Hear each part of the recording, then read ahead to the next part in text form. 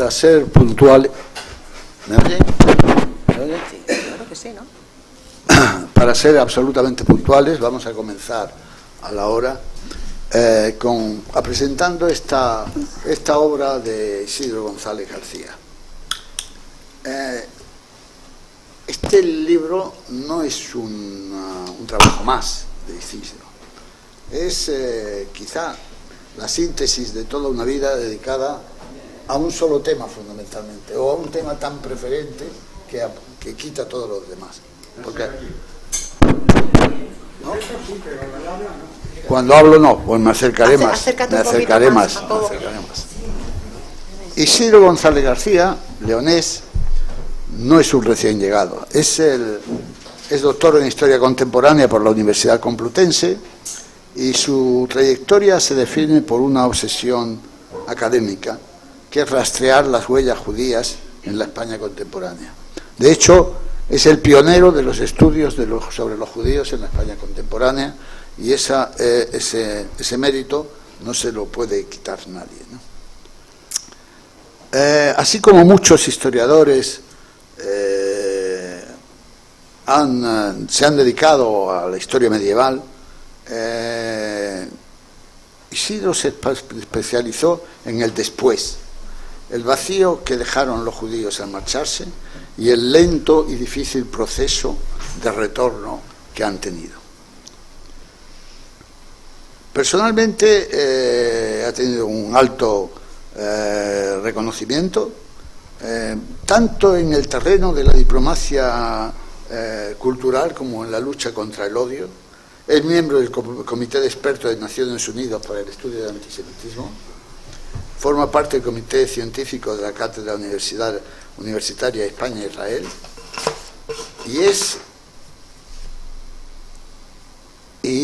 ha trabajado con instituciones como el CSIC aquí, como el Centre National para la Recherche Scientifique en Francia.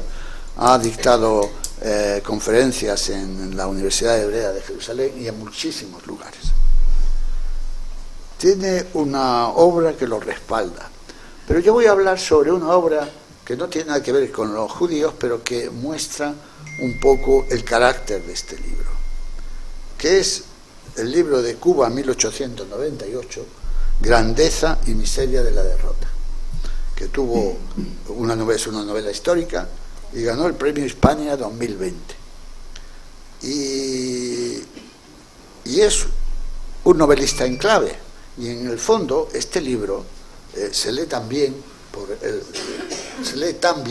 por el rigor con el que el historiador tiene, pero además por la pluma del narrador, es decir, por ese carácter de historiador y de novelista que tiene. No es solamente un historiador que mira archivos, es un testigo activo. Ha estado presente en la vida judía de España, yo creo que en los últimos 40 años, es decir, que más o menos son los que nos conocemos o un poco menos, Cuando queremos comentar este libro, no es un libro para narrar el hecho histórico en sí, la expulsión en sí, sino para ver cómo España ha digerido ese tema, la expulsión de los judíos, que ha tenido mucho que ver en la historia española y que ha sido un tema recurrente en la historia española. Es decir, él ha hecho aquí un análisis como el prisma del tiempo ha ido viendo la expulsión, lo que quedó, los que se marcharon, pero sobre todo cómo se vio en el siglo XVI, cómo se vio en el siglo XVII, cómo se vio en el siglo XVIII, cómo se ha visto en el siglo XIX y cómo se ve actualmente en el siglo XX.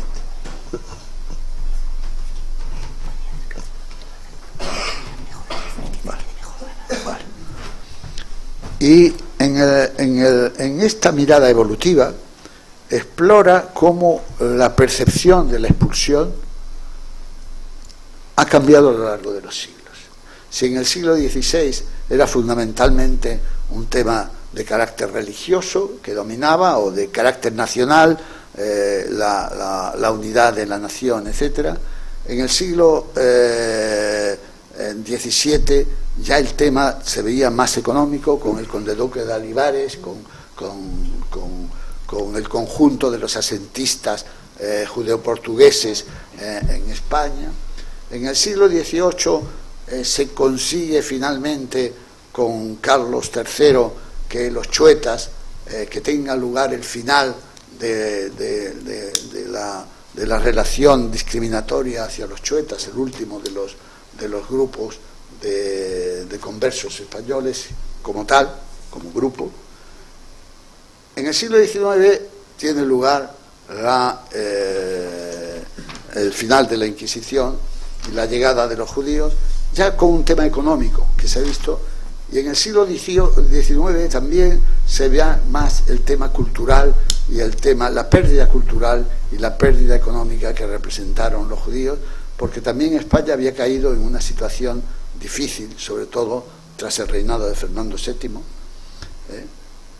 y en realidad, tristemente, es un tema económico el que hace que se dicte el final de la Inquisición. No es el resultado de un proceso diplomático, sino el hecho tan simple de que los carlistas, que eran los enemigos de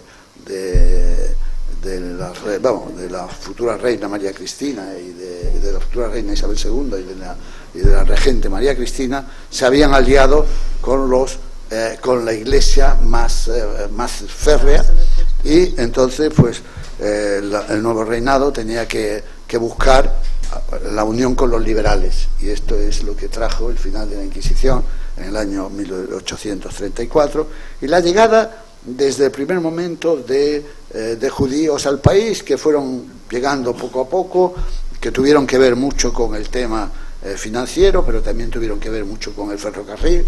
De hecho, el ferrocarril es en gran parte una obra de judíos. Las dos principales líneas tenían intereses judíos importantes.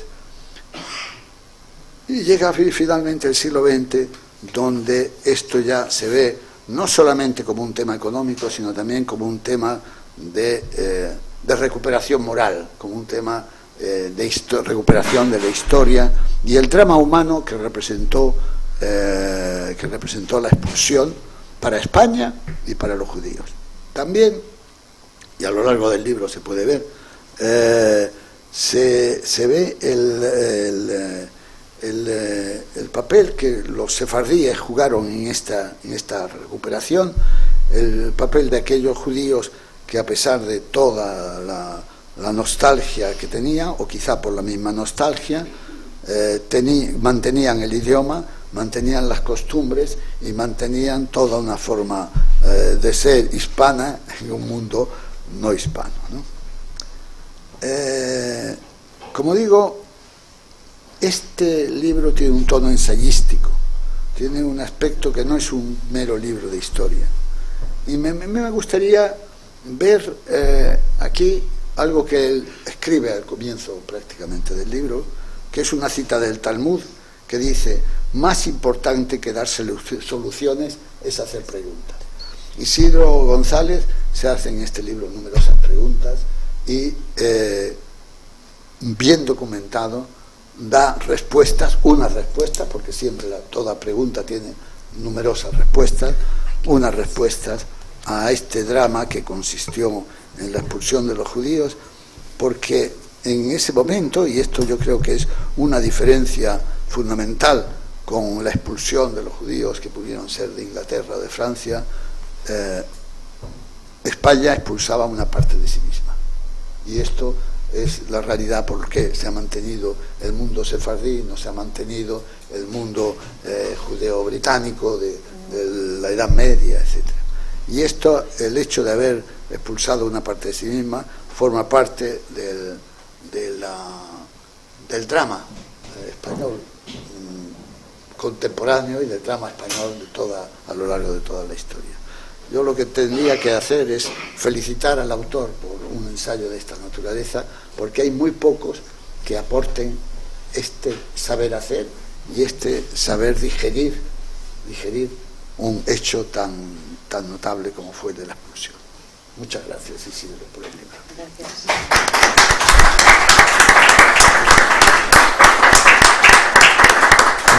Muchas gracias, Jacobo. Ahora habla, sí, si quieres, voy. Empiezas tú, o tú vas tú.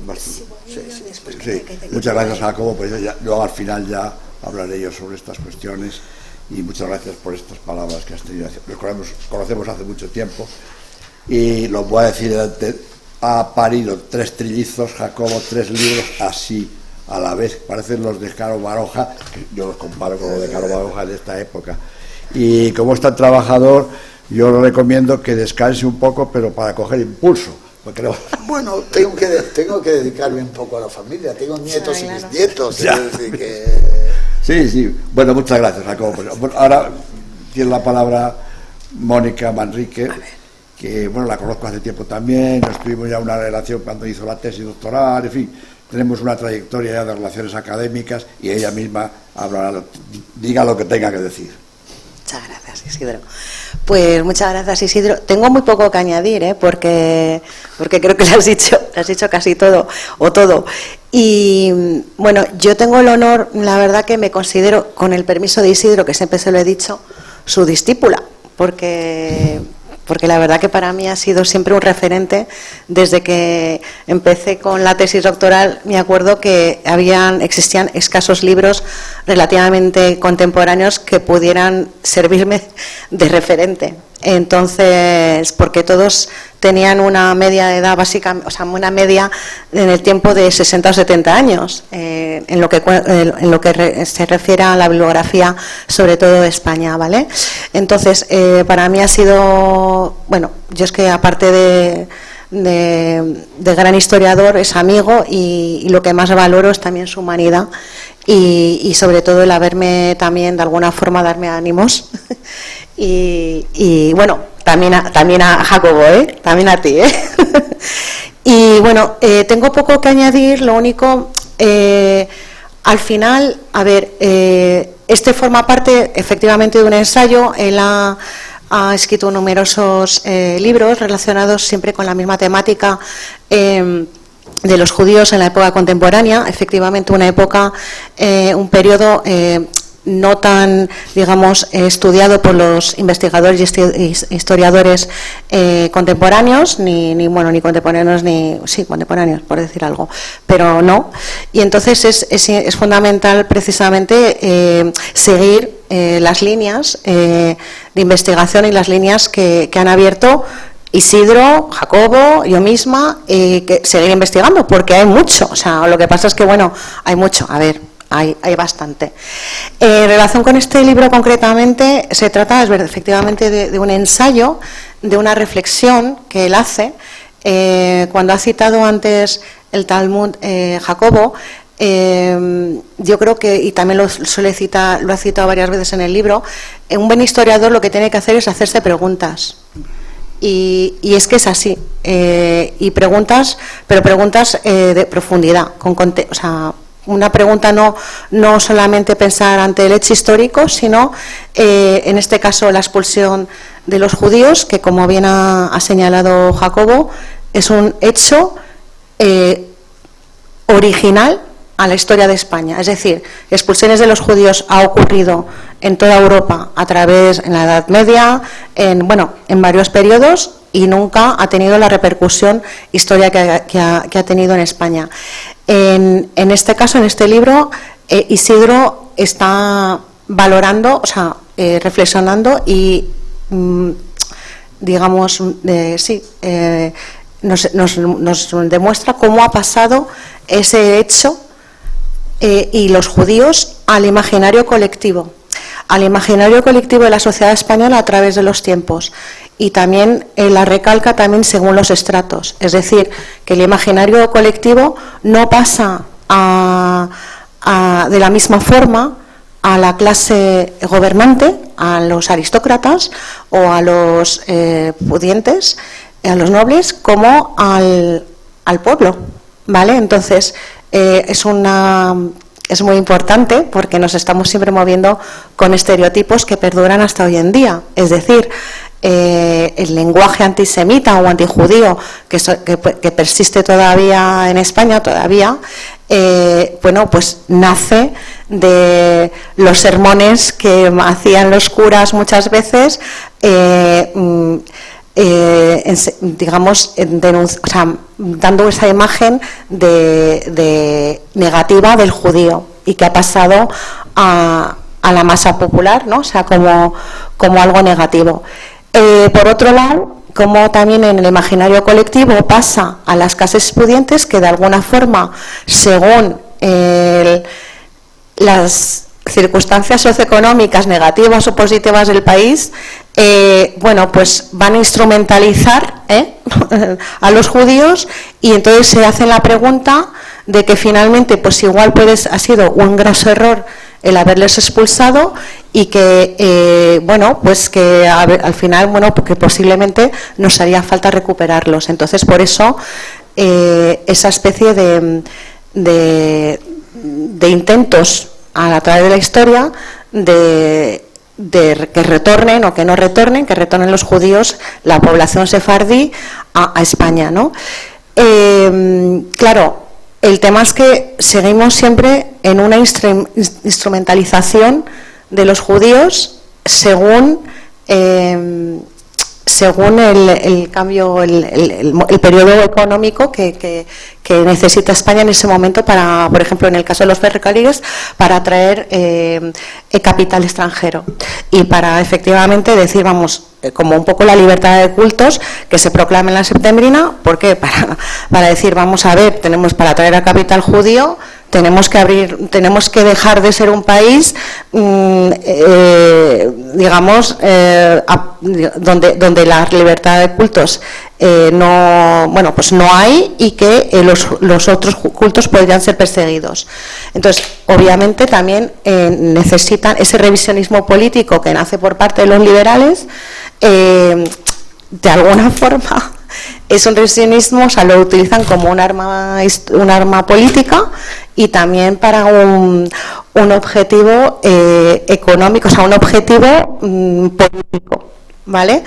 Y eso es un poco también, pues como decía un poco Jacobo, que ya en el siglo XX estamos cambiando un poco, intentando justicia histórica, porque es que al final se trata de eso, que ya no lo vemos el tema de derogar el edicto de expulsión como una forma de atraer el capital extranjero y para nuestro beneficio, sino para una reparación histórica. Y bueno, no me voy a extender mucho, pero vamos, que es un ensayo fundamental. Y bueno, como no he leído, pues estoy un poco así, porque me lo había leído, lo tenía todo escrito, pero no, al final no lo he leído. Bueno, y muchísimas gracias, Isidro, por invitarme a presentar también tu libro. Pues no, muchas gracias, Mónica, y muchas gracias por considerarte como discípula mía. Muchas gracias. Yo me acuerdo cuando andabas en aquellos problemas de la tesis, tú estudiaste en Pol, estudiaste en el extranjero, y es hija de diplomáticos y viene de todo el mundo. Te envidio por los idiomas que sabes. Bueno, que han sido útiles para hacer investigación. Claro, los hijos de diplomáticos tienen esta suerte. Bueno, muchas gracias. Muchas gracias. Vamos a ver, yo agradecer a tanto Jacobo como a Mónica estas palabras que han dedicado a este libro. ¿Cómo nace este ensayo? Los libros nacen a veces por circunstancias que no se sabe cómo. Y yo le preguntaba a Jacobo, si el que fue presidente de la Comunidad Judía y de la Federación de Comunidades Judías de España, ¿he dicho bien? Sí, sí. Bueno, pues me acuerdo muy bien que ha ocupado todos estos cargos y también tiene la medalla del mérito civil. Sí, también. Bueno, es una persona muy integrada totalmente en la sociedad española, nace en Tetuán y curiosamente, lo mismo que me decía una cosa que nunca olvidaré: como nace en Tetuán, sabía yo en el bachillerato en Tetuán, sin venir a España, todos los ríos de España por la derecha, por la izquierda. Comparado con los de ahora, eso sería. Entonces, claro, aquello, pues, y me acuerdo de eso porque estudiamos el mismo bachillerato, más o menos. Y hago este inciso para ver la situación de cómo está la enseñanza en España. Vamos. Bueno, dicho esto, y yo, como dicen los políticos, dicho esto, ¿por qué quise hacer este libro? Yo sé, me acuerdo que recibí la invitación de la Casa Real, el rey iba a firmar en el Palacio Real, el comedor de Carlos III, iba a firmar el decreto de concesión de nacionalidad a los judíos sefarditas. Entonces eran muy pocas personas, estábamos allí esperando al rey. Entonces hubo una expresión que dijo, por eso le preguntaba yo ahora, que su sucesor, me parece que fue Isaac Keruf, pronunció estas palabras que a mí me impresionaron cuando las escuché allí en aquel salón de Carlos III. Dijo más o menos esto, que vamos a ver si lo encuentro aquí. Dice: España es un país, dijo el sucesor de Jacobo como presidente de la comunidad judía, España es un país al que nunca hemos sido capaces de dejar de amar. Sí, pese a todo, seguían siendo españoles. Y el rey contestó estas palabras: ¿cuánto os hemos echado de menos? Dijo Felipe VI en aquel momento. Yo entonces me rondó por la cabeza, ¿por qué no escribir un ensayo, dejar ya los documentos históricos y darle otra visión? Hacer una especie de reflexiones de por qué el problema judío en España ha sido tan paradójico y tan contradictorio. Es el último país que probablemente de los últimos que reconoce al Estado de Israel, habiendo tantas ligazones. Bien, entonces me plantea al escribirlo varias finalidades. La primera,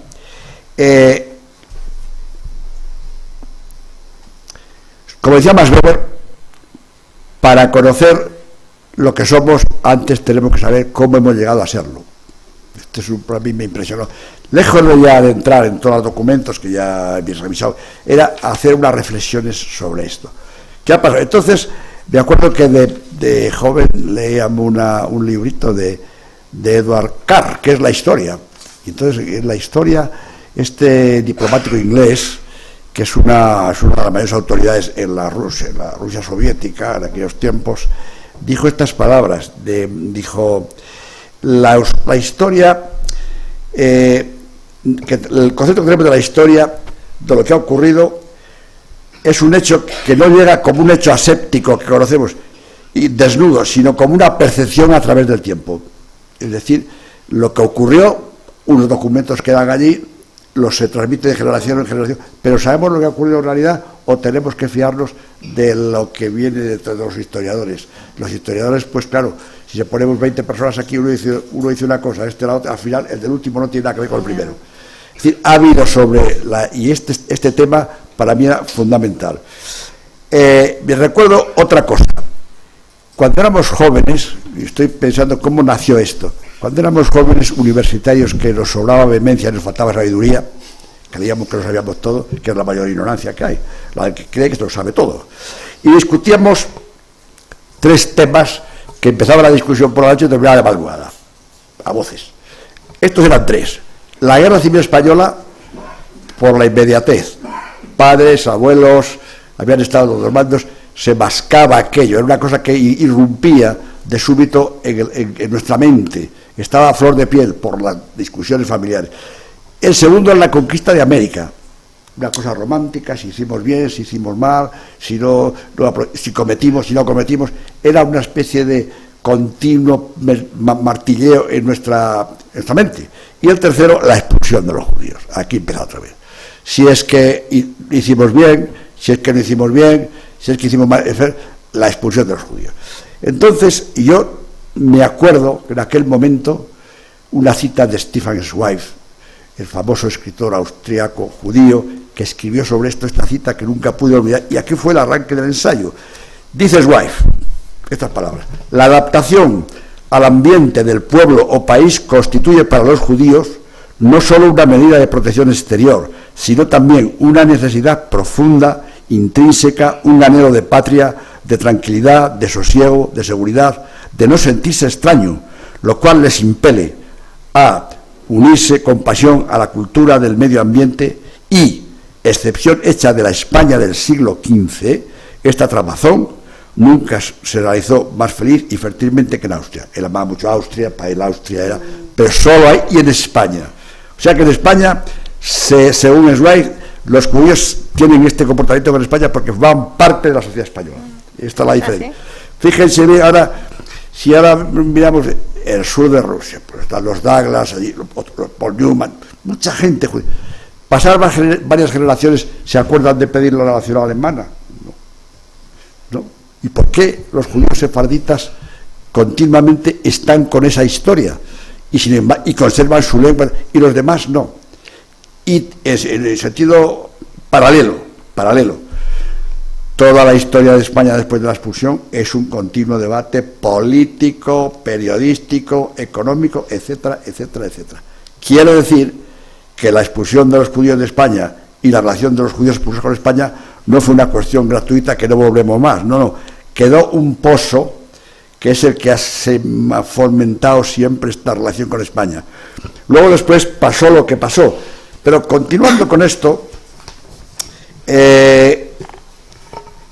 la especial relación de España con los judíos queda sentada en estas afirmaciones más o menos. Entonces yo pensé, vamos a hacer una especie de ensayo pensando a través de la historia de España por qué los judíos expulsados piensan en España, porque todas las cortes españolas del siglo XIX se debate la expulsión de los judíos, después de haber sido expulsados hace 300 años ya, o 400.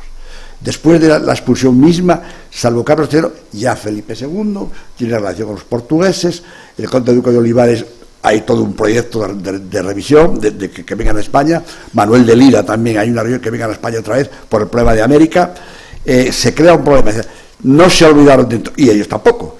Y ya en el siglo XVII hay porque había seis comunidades más o menos marginadas en España. Una eran los chuetas mallorquines, 8 eran los agotes navarros, otros eran los pasiegos santanderinos, otros eran los vaqueros de Alzada y otro grupo eran los maragatos leoneses. Es decir, eran grupos que estaban... Y Carlos III decide eliminar esa situación y darles por las células de 1782 y 83, que eran ciudadanos normales como todas las personas. Quiere decir que aquí empieza un proceso ya de reconocimiento probablemente del error de la expulsión. Empieza con Padre Feijóo, empieza ya a dudar de que el crimen ritual, etcétera. Más tarde, ya en las cortes de las cortes de Cádiz, hay una disputa tremenda de la Inquisición, hay una disputa tremenda, y por cierto, hay que hacer honor aquí a muchos curas liberales que defendieron la recuperación de los judíos, entre ellos un cura de mi pueblo que estuvo en la cárcel, Díaz Caneja, por ser un cura liberal en ese tiempo. Bueno, el hecho es que hay un proceso, y los judíos que pasan al otro lado. Pues los judíos no olvidan la historia de España. Los que estaban en Bayona son hasta el punto de quedarse la circunstancia de que se le impone la medalla de Carlos III a González Bravo. González Bravo, que fue un ministro de la Restauración y muy absolutista, se le impone la medalla de Isabel la Católica, que los expulsa. Intervienen continuamente, están pendientes de la historia de España. Por ejemplo, Pring estuvo allí refugiado, muy bien lo sabe Mónica, que ha visto todos los archivos de Holanda, etcétera, etcétera. También los hay en el Congreso de los Diputados, pero los diputados españoles no investigaban eso, yo no están metidos en otras cosas, no. Esas cosas parece ser que no tienen esas tentaciones, no las tienen, ¿no? Bueno, el hecho es que ahí hay también... Sí, hay mucho material. Ahí, totalmente de revueltos sin clasificar. El hecho es que esta situación, comparada con los askenazis o con otros judíos expulsados, no se da solo en España. Y aquí volvemos a la cita de Stephen Zweig, porque se consideraban parte de la historia de nuestro país. Luego después, claro, la expulsión, cuando me acuerdo que Henry de Bechulag en Santander, cuando hablábamos de Magdalena, de 1702, después de haber expulsado a los judíos de España y estaban en Ámsterdam, pidieron a la municipalidad de Ámsterdam, después de 2 siglos allí, que les dejara hacer unas obras de teatro en español, de un país que los expulsa. Eso es como aquel que tiene una familia y dice, bueno, nos peleamos con la familia y tal, pero no se meta con la familia. Es decir, había una... De hecho, la leyenda negra en parte, grupos judíos, no es que la propagaran, pero sí estaban en contra de la expulsión de los judíos y por tanto sentían sobre España una especie de, no de resentimiento, de amargura por la expulsión, etcétera. No fue una expulsión como la de los demás. Toda esta cuestión me indujo a escribir un ensayo. Si ahora a cualquier español le preguntas, ¿usted qué piensa de los judíos? Bueno, pues los que tienen las riquezas del mundo, los capitalistas, los revolucionarios. Y otro dirá, pues no, son los que tienen un Estado que funciona muy bien. Y luego, ¿a cuántos ha conocido usted? Dice, a ninguno. Es decir, los tópicos que se han hecho son terribles. Entonces, el historiador, en una de sus misiones, es romper los tópicos, es deshacer los tópicos. Pues eso es lo que pasa con esta cuestión. Bueno, el siglo XIX fue un siglo vital, yo creo, para la vital. Tanto esto lo explico como una persona que escribe no sobre abundando los documentos que son empalagosos y pesados, sino sobre cómo se fue produciendo en la mente de los españoles las Cortes de Cádiz, y no digamos las Cortes de 1869, donde se debate en castellano y todo. ¿Por qué después de 300 años tienen este debate tan intenso si ya no estaban aquí? Este es el problema. Y, por contra, ¿cómo piden los judíos que están en Holanda y tal, bien asentados en esos sitios?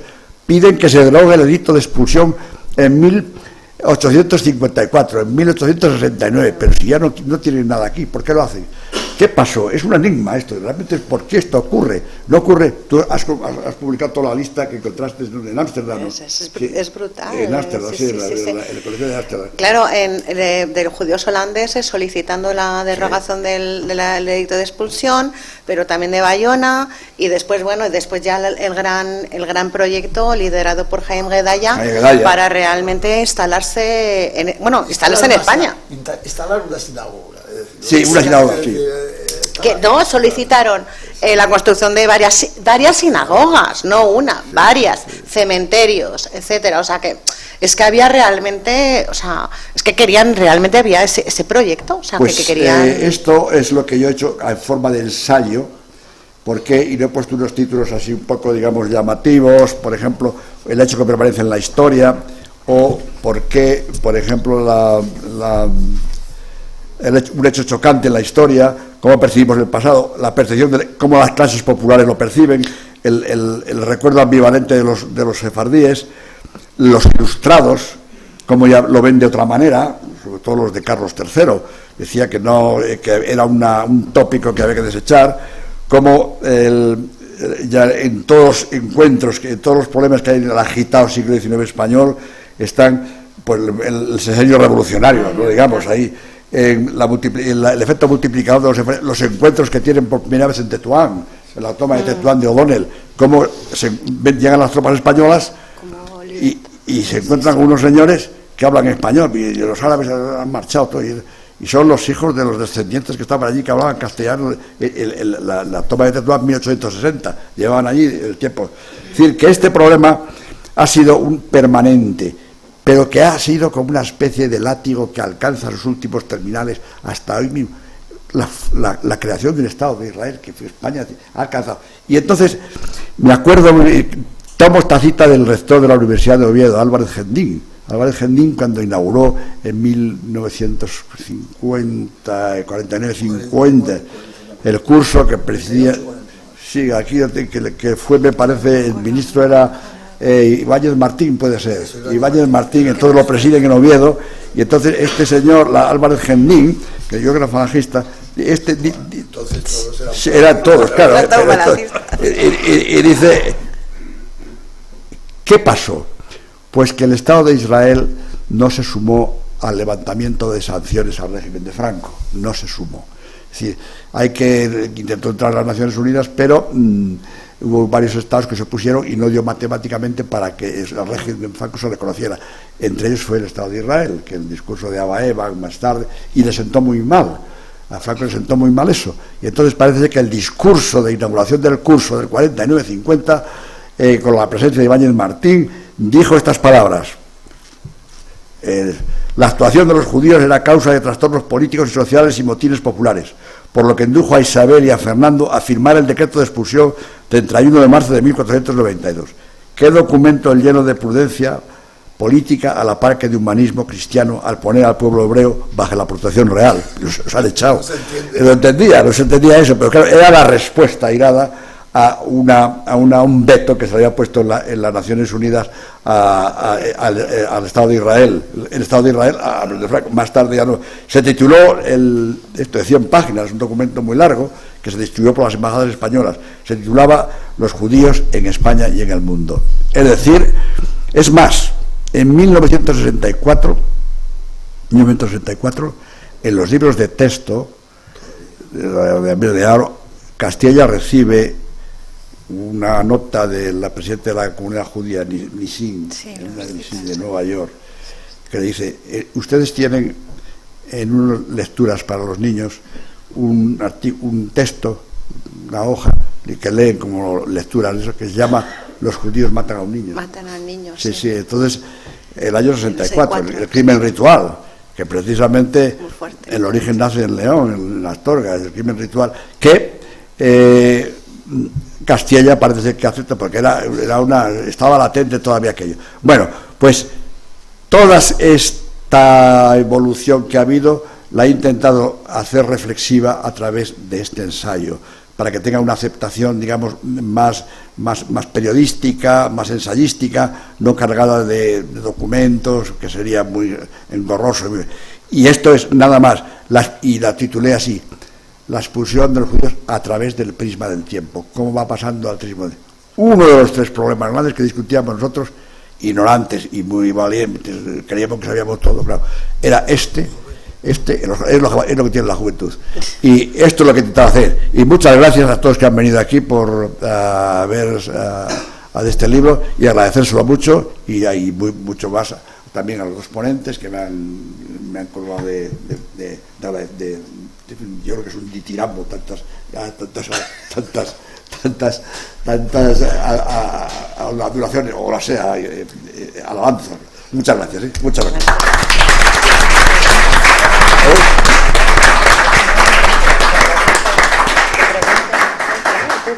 Si le quiero preguntar, sí, yo encantado. Sí.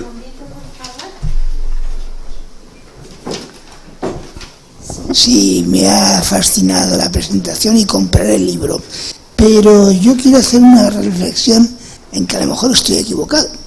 España cometió un error con el decreto de expulsión de los judíos, pero hemos de flagelarnos, pero relativamente, porque claro, pensemos que las guerras de religión del siglo XVI terminaron con el decreto, la encíclica Eius Regio Cuius Religio, es decir, que el papado admitía que el príncipe podía imponer su religión a todos sus súbditos, incluyendo los judíos. Sí, sí. Y una obra maestra muy representada del teatro inglés es El Mercader de Venecia, donde ¿quiénes son los judíos? Seres malvados, sobre todo el antagonista, que quieren adquirir una libra de carne y de sangre por un préstamo que no puede resolver. Eso yo creo que hemos de darle una vuelta al asunto, sin perjuicio de que otros países tratasen mejor después a los judíos. Y voy a referir una anécdota que me toca a mí.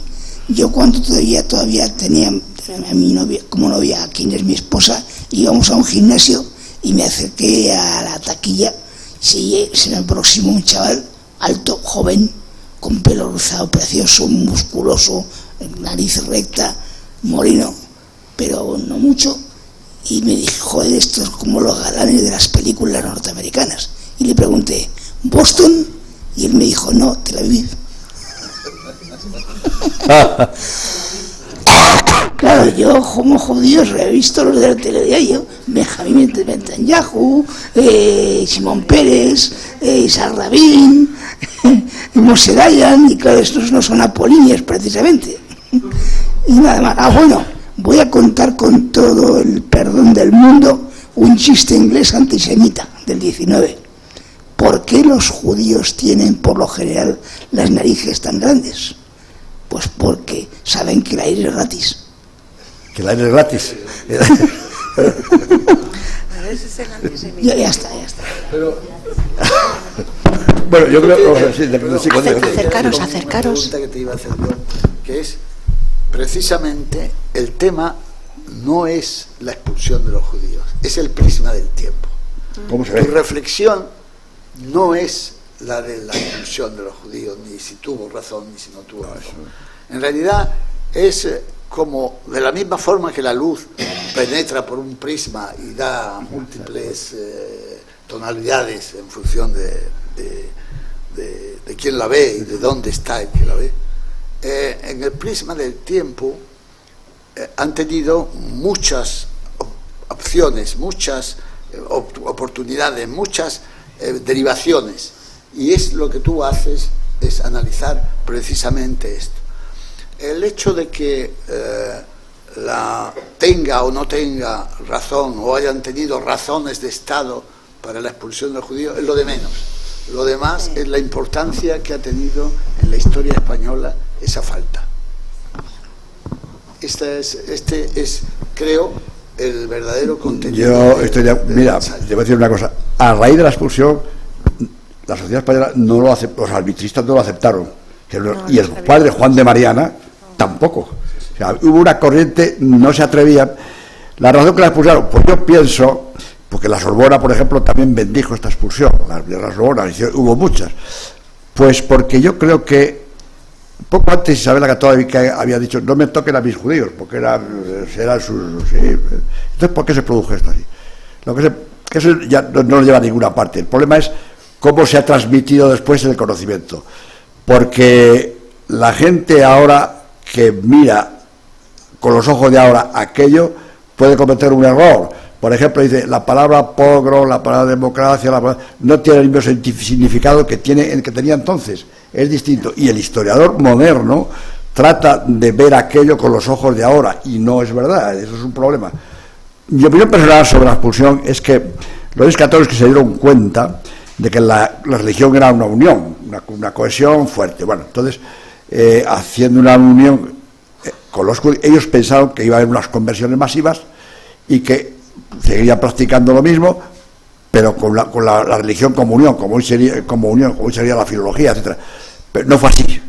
Y entonces se produjo esta cuestión. Pero ya muy poco tiempo después la necesidad de llamarlos se sintió.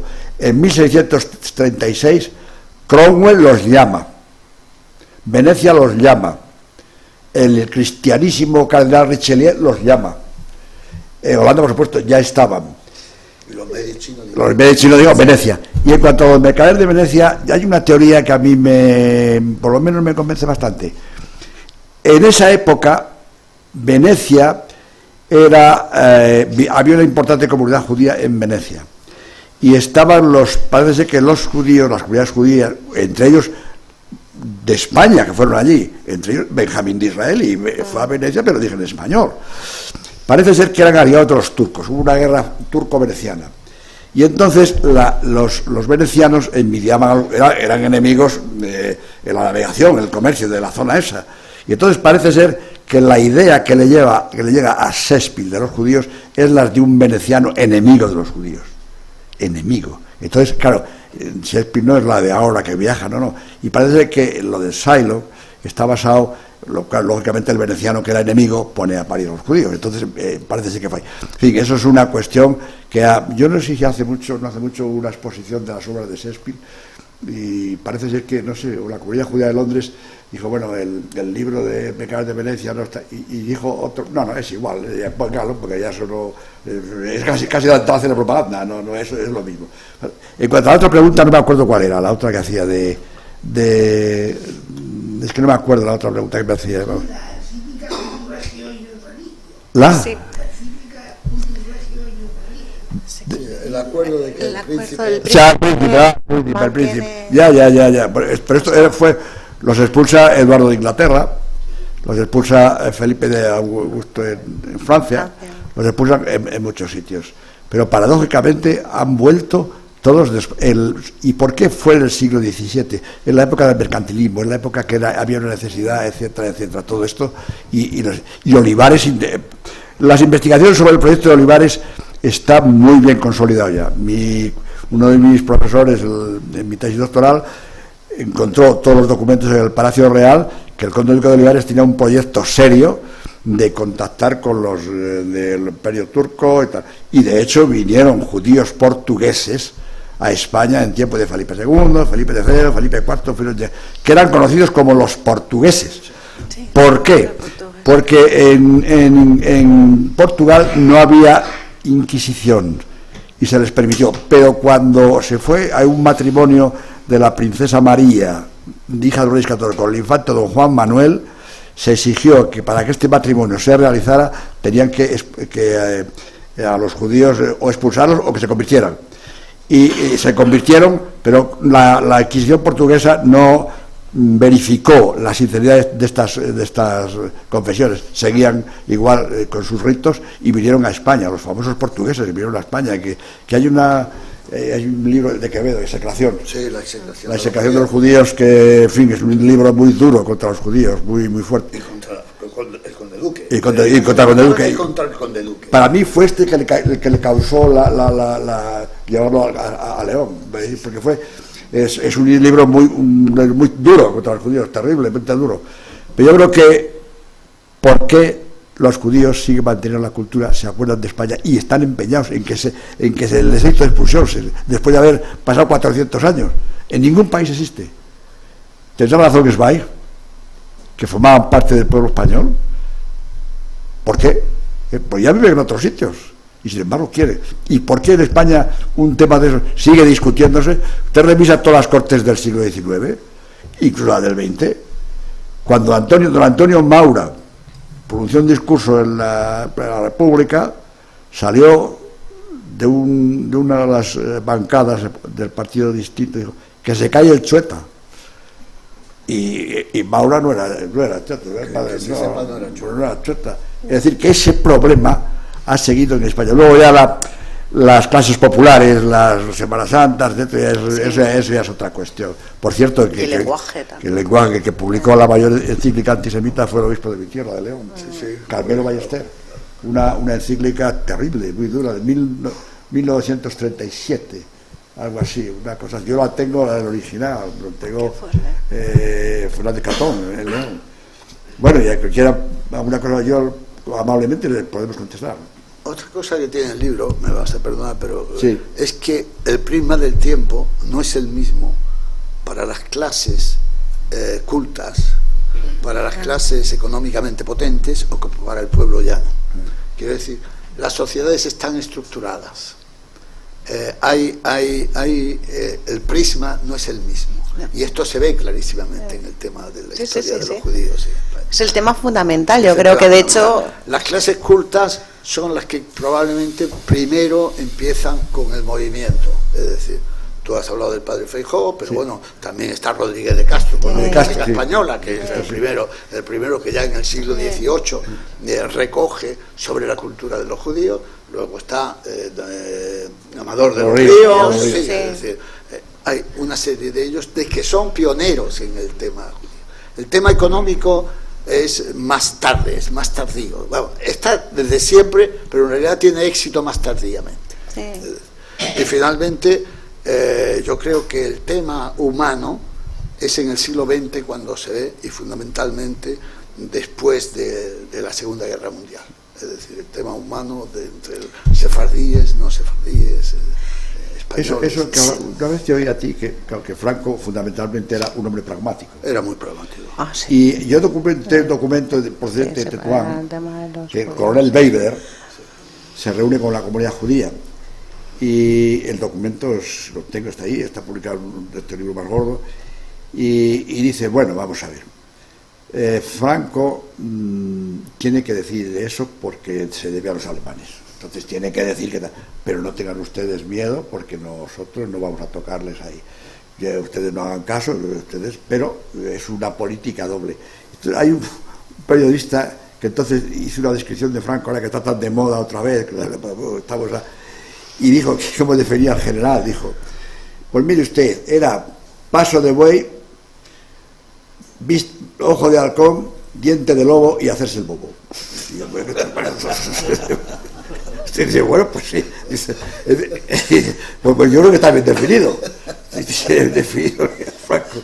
Pues así. Bueno, era pragmático y entonces todo lo que pasa después de la Segunda Guerra Mundial, tema tan discutido y tal, pues él jugaba a lo que, bueno, pues yo no, si Alemania revierte el triunfo, yo no tengo nada escrito, pero si triunfa, pues lógicamente sí, claro, lógicamente sí. Era un hombre que vivía al filo de la realidad totalmente. Sí, sí. Y de hecho, incluso en la etapa franquista, la entrada del tema judío políticamente tiene lugar a partir del 64. ¿Qué ocurre en el 64? El Concilio Vaticano. Sí. Si la Iglesia lo dice, yo ya no me voy a oponer. Sí, eso sí. Bueno, pues lo que quieran preguntar, yo os con mucho gusto. Gracias. Sí, si me oyes. Muchas gracias porque ha sido extraordinaria la conferencia, como otras veces. Yo ya he oído en otras ocasiones aquí al señor escritor y me parece extraordinario el conocimiento que tiene sobre el mundo judío y para mí siempre es novedoso el escucharlo. A raíz de unos comentarios que ha hecho con respecto a usted, con Tetuán por medio, yo quería, me ha suscitado un tema que considero importante y que está un poco oculto en la historia española, sobre todo contemporánea, que es la gran importancia del mundo judío en el protectorado español. Yo he nacido en Melilla y he conocido algo de ese mundo. Como sabemos, cuando España le obligaron, porque la obligaron, y no me corrige el historiador, un poco a ocuparse de lo que fue el protectorado español, con el reparto aquel que hicieron de África, entre Inglaterra, Francia, Alemania, y a nosotros nos dejaron ahí esa zona ahí escuálida, montañosa, con una gente que no había quien se arrimara a ellos, porque los rifeños creo que eran lo peor que había bajo la capa al cielo, o lo mejor, porque defendían su tierra. Exactamente. El hecho es que cuando nos tocó allí apechugar con todo aquello, pues claro, nosotros teníamos a Melilla y a Ceuta como plazas muy antiguas, de cuando los reyes católicos, el duque de Estopiñán, todo esto, pero aquello estaba pues como un poco abandonado ahí. Y yo creo, y si no me corrigen, fue aquella obligación de ocuparse de todo aquello cuando España se propuso crear allí realmente una ciudad y una ciudad próspera. Entonces, a primeros de siglo, pues el gobierno español empieza a dar allí unas ventajas a aquella plaza tremendas, la hace Puerto Franco, invita a gente a ir, pero claro, allí no quería ir ni Dios, valga la expresión. ¿Por qué? Pues porque era en aquellos tiempos cruzar el mar y meterse allí con aquella gente que había alrededor, pues era tremendo. Y España, dentro de la dualidad que ha tenido con el mundo judío, aprovechó al mundo judío y trajo a una comunidad judía muy potente, que venía de Marruecos, de Fez, de por ahí, que no eran muy bien queridos allí, y España ahí tuvo, yo creo que una gran idea, porque España tenía unas estrategias que los españoles no nos las creemos. Pensamos que España ha sido siempre un país de aquí te pillo, aquí te mato, y yo creo que no ha sido así en ningún aspecto. Hemos tenido visión muy larga, visión de futuro y unas estrategias económicas extraordinarias, y una de ellas yo creo que fue esta: mandar y hacer el agradable al mundo judío que fuera a Melilla. Melilla empezó a crecer tremendamente, y de ser un pedacillo de tierra con una fortaleza allí, se convirtió en una ciudad próspera, mercantil a tope, con unos edificios que ya los quisieran muchas ciudades de España, todo el modernismo.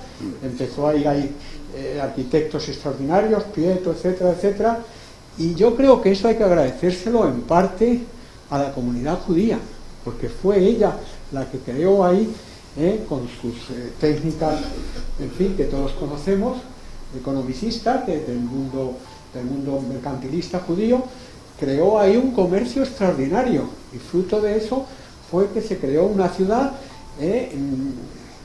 majestuosa, con unas casas extraordinarias, con una potencia económica muy grande. En Melilla la comunidad judía era súper respetada. Los hebreos los llamaban, no se decía judíos, se decía los hebreos. Había un barrio extraordinario y luego puedo decir que los negocios más prósperos los llevaban casi todos apellidos judíos, hebreos. Entonces, yo quería que me dijese algo al respecto, porque yo sé que usted o tú, si te puedo tutear, que has nacido en Tetuán, pues conoces ese mundo seguro que extraordinariamente, de la importancia que ha tenido el mundo judío allí. Esta historia en realidad procede de algo que tú has comentado, desde la guerra de África y la ocupación de Tetuán. Tetuán es ocupada entre el año 60 y el año 62, 1860-1862, por España. Finalmente llegan a un acuerdo con el sultán económico por los costes de la guerra, etcétera, etcétera, y abandonan Tetuán. Y yo, que estuve leyendo casi toda la prensa de aquel tiempo sobre el tema, había muchos periodistas que decían, pero ¿cómo vamos a abandonar a los judíos para que lleguen ahora los árabes y estos han sido nuestros amigos y van a sufrir las consecuencias? Realmente no sufrieron consecuencias políticas, pero no consecuencias mortales ni cosas así. Pero en compensación a esto, simultáneamente en los años 60, fundamentalmente en el 63-64, es cuando empieza a crearse el proyecto de ciudades para Ceuta y para Melilla. Ceuta siempre había sido ciudad, en realidad. Ceuta no era solo un penal, ya desde el tiempo de los portugueses, pero era una ciudad pobre, etc. Ahí se trataba de darle un puerto franco, y como además Marruecos había abandonado los puertos del Mediterráneo y se había centrado en el puerto atlántico, sobre todo de lo actual, no, y sobre todo esa Huira, es decir, el Mogador, el antiguo Mogador, pues los españoles pensaron, pues vamos a hacer puertos francos aquí, que van a salir las mercancías marroquíes, y efectivamente así fue. Es decir, y se creó, y entonces ahí ya permitieron a los judíos que entraran a vivir a España, porque estaba todavía, no, aunque los judíos podían vivir en España desde el final de la Inquisición, pero en realidad no estaba permitido. Pero aquí hubo un permiso especial para que los judíos pudieran venir, y fueron numerosos judíos. De hecho, las primeras sinagogas son de 1864-65, los primeros cementerios de Melilla es también de esa fecha, y tuvieron muchísima importancia. De todas formas, ese papel que también jugaron en el protectorado, en las ciudades, etcétera, en la creación de los ensanches, es la gran aportación, digamos, la gran aportación que España ha hecho a esa zona es la creación de los ensanches de las ciudades, el haber salido de la muralla. Y en ese papel los españoles y los judíos se encontraron plenamente, y realmente el ensanche, bueno, la mayor parte de los buenos, magníficos edificios modernistas que hay en Melilla, que es una joya arquitectónica, desconocida, pero una joya arquitectónica con más edificios modernistas. Pues se debió en parte bastante parte. Muy bien, muchas gracias. ¿Alguna pregunta más? ¿Animados? Pues felicitar al autor, ¿verdad? Hay una señorita. Hola, buenas tardes. Muchas gracias, ha sido muy interesante. Mi pregunta es, han hablado bastante sobre España, pero también mi interés es sobre las colonias de España y la presencia judía, especialmente portugués, en México, en Zacatecas, porque durante el reinado de Felipe II se abrió la migración a los portugueses. Y he leído que pues bastantes se fueron a México, y concretamente en Zacatecas, porque ahí hubo las minas, y estuvieron ahí pues un poco por saber su actividad ahí, y y si hay algo escrito sobre eso. Sí, hay bastante, Gracias. hay bastante escrito. Sí, pero yo no conozco menos ese tema. No, Zacatecas no, pero sobre México sí. Sí, en México fue el caso de León, Nueva Granada. y un gran escritor, Ruiz de Alarcón, tuvo que marcharse Mateo Alemán. Mateo Alemán era converso y bueno, pues ya la Inquisición le perseguía por converso. Hablamos ya del tiempo de Felipe II. La Inquisición, hay muchos escritores, Quevedo se mete con todos, les llama insulta a judíos, les llama a casi todos, pero a Mateo Alemán le recomendaron: case usted con una cristiana vieja y así ya pues queda usted protegido. Así fue, pero salió mal el matrimonio, salió mal y dijo: prefiero la Inquisición al matrimonio este, porque y se marchó a México. Sí, marchó. Sí, pues sí. Joder, qué mal. Salió así, sí. Bueno, es bueno que le pasó a Mateo Alemán. ¿Cuál es la obra? El Guzmán de Alfarache. El Guzmán de Alfarache, sí. Pero sí que hubo contra el siglo de oro, sí, el insulto de Quevedo a todos estos, los trata de... Era así un hombre a una nariz pegado. Sí, todos estos, sí, les da mucho, sí. Eso era... Hay un libro interesante sobre los judeoconversos en México, que es la familia Carvajal, que es toda una familia que además fue el tío o algo así, fue gobernador de Nueva León o de Nueva Granada, yo ya no pero hay esto interesante, y parte de los Carvajal volvieron a tal, y algunos se tuvieron en Venecia, volvieron a Venecia y otros tuvieron mal fin con la Inquisición. Tiene una presidenta judía en México. Sí, actualmente sí, pero esta no tiene nada que ver. No tiene nada que ver. No tiene nada que ver con los sefardíes. Es de origen Askenaz. Sí, De origen Bulgaria. Sí, no tiene que ver con los femeninos, no tiene nada que ver. No. Muchas gracias. Ya. Bueno, pues ya. Pues si no hay más preguntas, yo creo que felicitar Venga, al doctor. felicitar a Vamos. Isidro.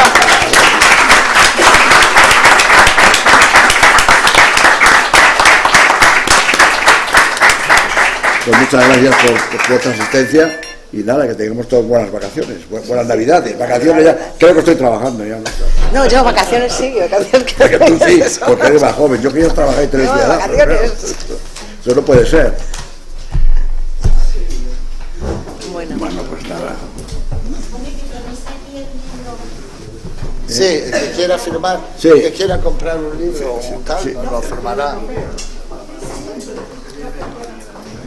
Ha sido interesante, ¿eh? Creo que ha dado